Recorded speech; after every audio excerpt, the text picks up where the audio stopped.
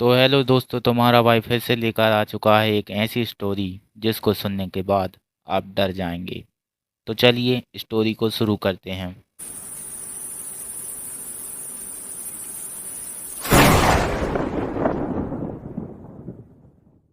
तो कहानी है दो दोस्तों की। एक का नाम जय था और एक का नाम राहुल। राहुल थोड़ा पैसे वाला था और जय थोड़ा गरीब था। ये दोनों एक ही गांव में रहते थे। इन दोनों की दोस्ती इसलिए हुई क्योंकि ये दोनों एक ही स्कूल में पढ़ते थे।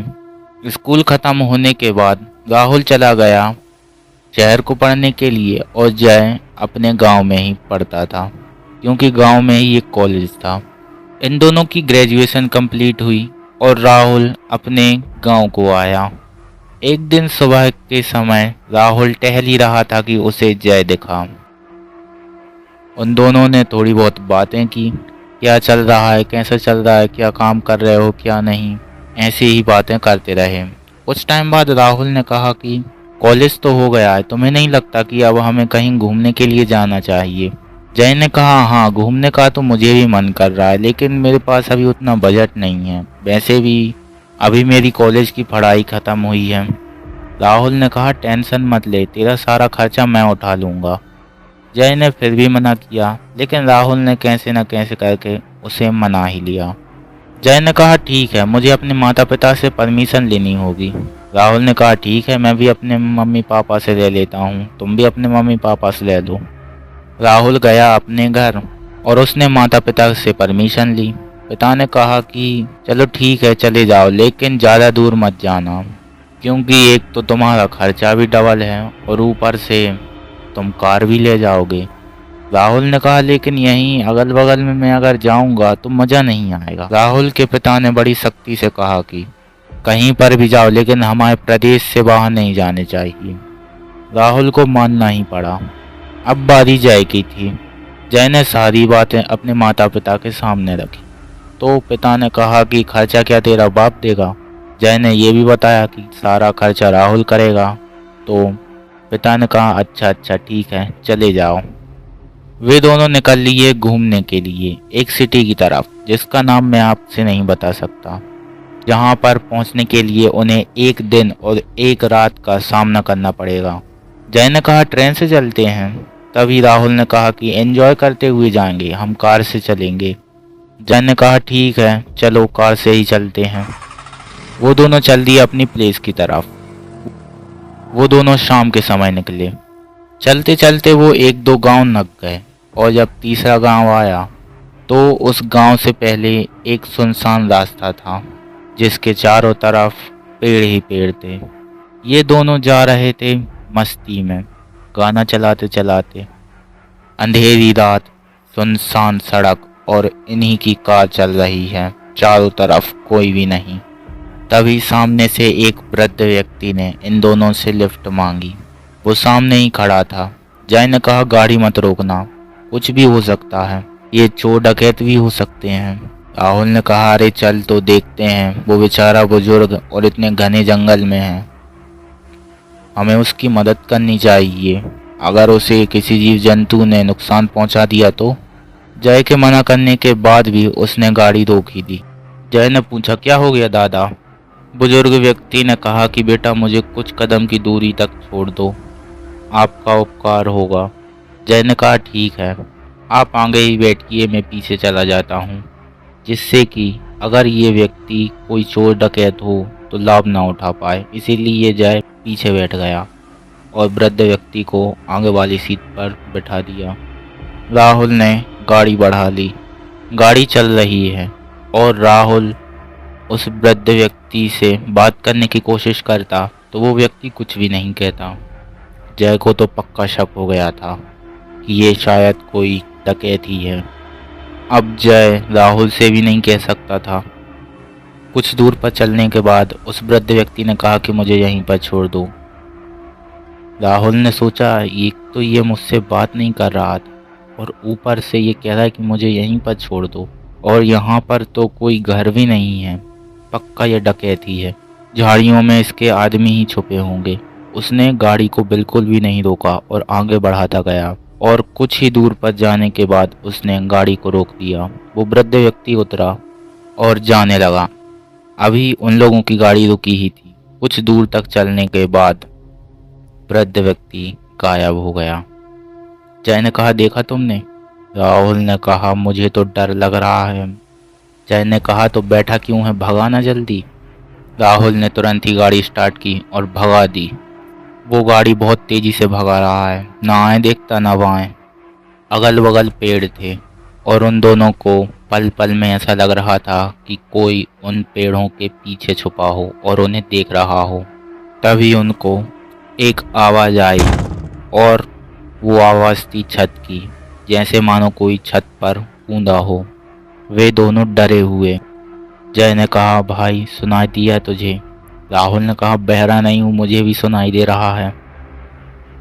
छत से जोर जोर से खड़खड़ाने की आवाज़ आ रही थी, जैसे मानो कुछ ही टाइम बाद छत टूट जाएगा। जय ने कहा, हमें छत पर देखना चाहिए, शायद कोई बंदर होगा। राहुल ने कहा, इतनी रात को बंदर नहीं आएगा। वो वृद्ध व्यक्ति गायब हुआ और यहाँ पर हमारी छत पर आवाज़ें आ रही हैं, तो समझ जाओ कुछ तो है यहाँ पर। जय ने कहा, अरे तू गाड़ी तो रोक, मैं देखता हूँ छत पर कौन है। राहुल ने कहा, अरे वो भूत भी हो सकता है। जय ने कहा, अरे वो कुछ भी हो सकता है, अगर वो कोई जानवर रहा तो हमारी गाड़ी का छत तोड़ देगा। राहुल ने गाड़ी रोकी और कहा कि अब तू जा। जय गाड़ी से उतरा और छत को देखने लगा तो छत पर कुछ भी नहीं था। अब जय राहुल के साथ आगे वाली सीट पर बैठ गया और राहुल ने पूछा भी तो जय ने कहा कि कुछ भी नहीं है ऊपर। राहुल ने गाड़ी स्टार्ट की और चल दिया। कुछ टाइम बाद फिर से वही आवाज़ उनके छत पर गूंजे जा रही थी। राहुल ने कहा, भाई मुझे तो बहुत डर लग रहा है। जय ने भी डरते हुए कहा, हाँ भाई मुझे भी डर लग रहा है, क्या करें। कुछ टाइम बाद उन्होंने गाड़ी रोकी तो जय ने कहा कि क्यों रोकी गाड़ी? राहुल ने कहा, अबे ध्यान से देख, ये वही प्लेस है जहाँ पर हमने उस वृद्ध व्यक्ति को छोड़ा था। जय शौक। उसने कहा, हाँ ये तो वही प्लेस है। जय ने कहा, तो तू यहाँ पर क्यों ले आया फिर से गाड़ी? राहुल ने कहा, अबे मैं तेरी आंखों के सामने ही गाड़ी चला रहा हूँ, वो अपने आप यहाँ पर आई है। जय ने कहा, ध्यान से देखिए वो रास्ता नहीं होगा, तू बस आगे बढ़ता चल। राहुल ने कहा, हाँ ठीक है। उसने गाड़ी स्टार्ट की और बढ़ दिया। कुछ टाइम बाद वो फिर से वही जगह पर। राहुल ने कहा, भाई हम फिर से उसी जगह पर आ गए। जय ने कहा, अरे ये वो जगह नहीं है। राहुल ने फिर से गाड़ी चलाई और कुछ देर बाद फिर से वो उसी जगह पर। राहुल ने कहा, अब देखा? जय ने कहा, हाँ यार हम तो शायद एक ही जगह में फंस गए हैं।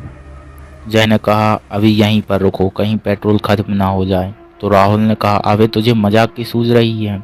जय ने कहा, थोड़ा दिमाग से काम ले, अगर हम इसी भूल भुलैया में फंसे रहेंगे और अगर गाड़ी चलाते रहेंगे तो पेट्रोल जल्दी ख़त्म होगा, और अगर सुबह हुई तो हम किसी न किसी के सहारे तो चले ही जाएंगे वहाँ पर। अभी तू गाड़ी को बंद ही रख। वो दोनों रात भर गाड़ी में ही सोते रहे। अगला दिन हुआ, जय की नींद खुली। उसने राहुल को भी जगाया। राहुल जगा और उसने बिना सोचे समझे गाड़ी को स्टार्ट किया और चला दी। वो दोनों जा रहे हैं अच्छी स्पीड से, ऐसे न कैसे करके गांव पा जाएं, और गांव आ ही गया था। जय ने कहा, भाई गाड़ी यहीं पर रोक। वहाँ पर बगल में जय को एक नल दिखा। उसने कहा, भाई गाड़ी रोक, मुझे मुंह धोना है, मैं रात भर का थका हुआ हूँ। राहुल ने गाड़ी रोकी और जय मुंह धोने के लिए चला गया। राहुल ने सोचा कि रात के बारे में मैं गांव वालों से पता कर लेता हूँ। राहुल ने एक गांव वाले से पूछा भी। गांव वाले ने कहा कि अच्छा रहा आप बचकर आ गए, वरना वहाँ से तो कोई बचकर ही नहीं आता है। वहाँ पर एक वृद्ध व्यक्ति मिलता है। उस जंगल में एक वृद्ध व्यक्ति का मर्डर हो गया था, तब से उसकी आत्मा वहीं पर भटकती है। राहुल ने कहा, क्या उसे न्याय नहीं मिला? गांव वाले ने कहा कि मुझे नहीं पता, लेकिन अच्छा रहा तुम्हारे साथ कार थी इसीलिए तुम बच गए, वरना तुम्हारी तो लाश भी नहीं मिलती। गांव वाले ने आगाह किया कि तुम लौट जाओ, अभी सुबह का समय है। अगर तुम वापस लौट जाओगे तो भलाई रहेगी, और अगर फिर से रात के समय लौटोगे तो तुम्हारे साथ कुछ भी हो सकता है। राहुल ने कहा, हम एक जगह घूमने के लिए जा रहे हैं और जब लौटेंगे तो सुबह के समय ही लौट जाएंगे। राहुल जाने लगा और जय भी आया।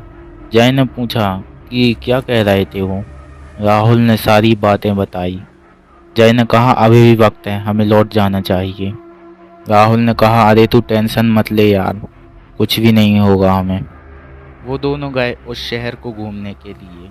उन्होंने एक होटल में रूम बुक किया और अपना सारा सामान जमा दिया, क्योंकि उन्हें 2-3 दिन लगने थे। पहले दिन उन्होंने वहाँ का बाजार घूमा और वहाँ की कुछ प्रसिद्ध जगहें भी घूमी, और शाम को दोनों अपने रूम पर चले गए। जय जाकर अपने रूम में सो गया। उसकी काफ़ी गहरी नींद लग गई और आधी रात को 12 बजे उसकी नींद खुली तो उसने देखा कि उसके ठीक ऊपर वही वृद्ध व्यक्ति, और जय हिल भी नहीं पा रहा है। उस व्यक्ति ने बोला कि मुझे लिफ्ट देने के लिए बहुत बहुत धन्यवाद। इतने में दरवाजे के खटखटाने की आवाज़ आई और वो वृद्ध व्यक्ति गायब हो गया। जय सहमा सा गया और दरवाज़ा खोला तो देखा कि सामने राहुल था। राहुल डरा हुआ था। जय ने कहा, क्या हो गया? राहुल ने कहा कि मेरे कमरे में अभी वही वृद्ध व्यक्ति आया था। और इतने में जय ने बोला, हाँ वो मेरे कमरे में भी आया था। और जय ने सारी बात बताई। राहुल ने कहा, उसने तो मुझसे बहुत ही अलग कहा था। जय ने कहा, क्या कहा था? राहुल ने कहा था, दिन हो चाहे रात, तुम लोग अगर उस रास्ते से आओगे तो बच नहीं पाओगे। जय ने कहा, हमें शायद वहम हो रहा है, हमारे साथ जो घटना हुई है शायद वो हमारे दिमाग में बैठ गई है। राहुल ने कहा कि एक ही समय पर एक ही व्यक्ति दिखना वहम नहीं कहलाता। तो जय ने कहा, फिर क्या करें? राहुल ने कहा कि हम दूसरे रास्ते से चलेंगे। तभी जय ने कहा कि दूसरे रास्ते से नहीं। तभी जय ने कहा कि जहाँ से हम आए हैं वही एक रास्ता है, इसके अलावा कोई और रास्ता नहीं है। राहुल ने कहा कि मैं मैप में देख लूँगा। जय ने कहा, मैंने ऑलरेडी मैप में देख लिया है। मैंने तो पहले ही सोच लिया था कि अब उस रास्ते से नहीं जाएंगे, लेकिन वहाँ पर कोई भी रास्ता नहीं मिला। राहुल शॉक हो गया। उसने कहा, क्या हम अब इसी शहर में रहेंगे? जय ने कहा, अब क्या करेंगे? राहुल ने कहा कि हम कल सुबह ही निकलेंगे। जय ने कहा, तू पागल तो नहीं हो गया है? अभी मामले को शांत हो जाने दे। राहुल ने कहा, 1 साल भी हो जाए तो ये मामला शांत नहीं होने वाला, हम कल ही निकलेंगे। जय ने कहा, ठीक है, तू निकल कार से और मैं रेलगाड़ी से आ रहा हूँ। राहुल ने कहा, प्लीज़ यार भाई मेरे साथ ही चल। जय ने कहा, ठीक है, चलता हूँ मैं तेरे साथ ही। अगला दिन हुआ और ये लोग निकल गए अपने घर की तरफ। वे दोनों गाड़ी से जा रहे थे और वो उस प्लेस में एंटर हो गए। चारों तरफ जंगल ही जंगल, सिर्फ उनकी कार ही चल रही थी। आखिरकार वो जगह आ ही गई जहाँ पर उस वृद्ध व्यक्ति को छोड़ा था। उनकी कार अचानक से बंद हो गई। जय ने कहा, क्या हो गया? राहुल ने कहा, पता नहीं यार, ये कार बंद कैसे हो गई। उन्होंने पेट्रोल का मीटर देखा तो वो बिल्कुल डाउन था। जय ने कहा, अबे जब पेट्रोल ही नहीं है तो गाड़ी कैसे चलेगी? तूने पेट्रोल क्यों नहीं भरवाया? राहुल ने कहा, अबे गधे, मैंने तेरे सामने ही तो पेट्रोल भरवाया था अभी अभी। जय ने कहा, हाँ यार। वो दोनों उस जगह पर बिल्कुल बीचों बीच थे। राहुल ने कहा, हम इस जगह पर बिल्कुल बीचों बीच ठहर गए हैं। अब या तो हम उस पार जाएंगे या हम इस पार। जय ने कहा, अब तू क्या करने वाला है? राहुल ने कहा, बाहर निकलकर भागने के अलावा कोई और रास्ता नहीं बचा हमारे पास। जय ने कहा, ऐसी बेवकूफ़ी मत कर, जब तक हम इस गाड़ी में हैं तब तक सेफ हैं, फिर भले ही हमारा एक दिन क्यों ही ना इसमें गुजर जाए। राहुल ने कहा, हमें किसी को मदद के लिए बुलाना चाहिए। जय ने कहा, हाँ लगा पापा को फ़ोन। राहुल ने कहा, हाँ ठीक है, मैं लगाता हूँ। उसने जैसे ही मोबाइल निकाला तो देखा कि स्विच ऑफ। राहुल ने कहा, अभी तो मैंने मोबाइल फुल किया था। वो दोनों ही एकदम शॉक हो गए। राहुल ने कहा कि तुम्हारे मोबाइल से लगाओ। जय ने कहा हाँ ठीक है। जय ने कहा हाँ नंबर बोल। राहुल ने कहा अबे तुझे तेरे पापा का नंबर नहीं पता। जय ने कहा अबे तेरे पापा का नंबर बोल। राहुल ने कहा मेरे पापा का क्यों? तू मेरे पापा को फंसाना चाहता है, अपने पापा का डायल कर। जय ने अपना मोबाइल निकाला और देखा कि वो भी स्विच ऑफ। जय ने मन में कहा कि खामखा अपनी इज्जत डाउन करवा ली इसके सामने। पहले मोबाइल निकाल कर देख लेता तो तसल्ली ही आ जाती। राहुल ने कहा अब क्या करें?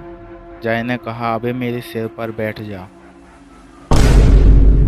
जय ने कहा एक बात बोलूं भाई? राहुल ने कहा बोलना यार। जय ने कहा मुझे बहुत तेज वॉशरूम आ रही है। राहुल ने कहा अबे तू कार में ही कर ले, लेकिन बाहर मत निकल यार। जय ने कहा सॉरी यार, मुझे निकलना तो पड़ेगा। राहुल को जय ने मनाया और राहुल ने कहा चलो ठीक है जाओ। जय गाड़ी से निकला और चला गया। कुछ टाइम बाद जय वापस लौट कर आया और फिर से गाड़ी में आकर बैठ गया। जय ने कहा चलो भाई चलते हैं घर। राहुल ने कहा अबे यहाँ पर मैं डरा हुआ हूँ और तुझे मजाक सूझ रहा है। जय ने कहा अबे चलना। राहुल ने कहा पेट्रोल ही नहीं है।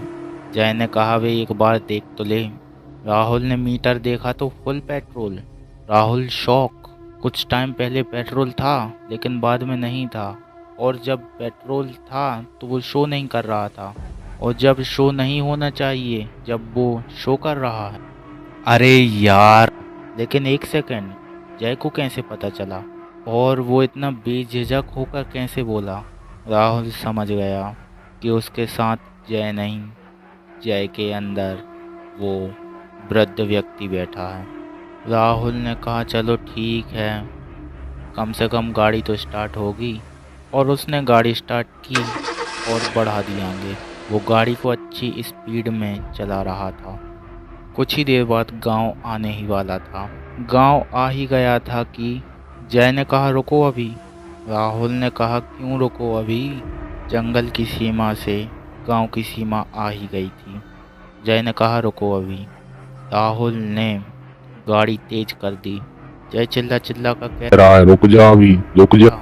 लेकिन राहुल जय की बिल्कुल भी नहीं सुन रहा है और बढ़ाते जा रहा है गाड़ी। जय ने कहा नहीं मानेगा तू। राहुल ने कहा तेरी तो क्या, तेरे बाप की भी नहीं मानूंगा। और स्पीड से गाड़ी बढ़ाए जा रहा है। और जैसे ही वो गांव की सीमा क्रॉस हुई और फिर